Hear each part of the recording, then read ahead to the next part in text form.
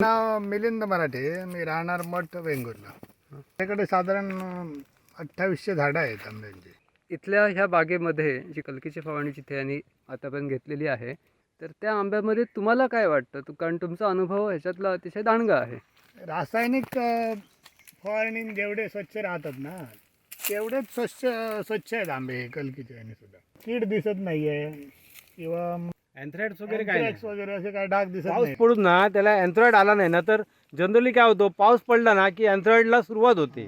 2 फळामध्ये इकडे कुसता ना आंबो आता हा. सध्या आणि फवारणी करूची लागतात. ती बरोबर. तुमच्याकडे नाही असं नाही कुस. नाही आज. आमच्याकडे 10 फवारणी करून सुद्धा ती हो. कुसायचा. मॉइश्चर येतं ना सध्या, दव पडतो, त्याच्यामुळे इथे कीड होते.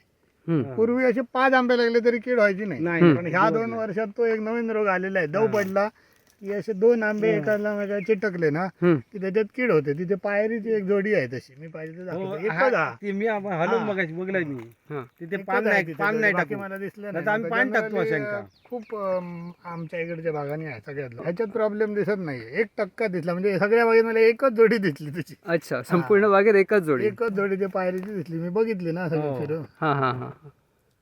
म्हणून मी तुम्ही बोलत होते सगळीकडे फिरून आलो. म्हणजे रोग आम्हाला पटकन समजतात.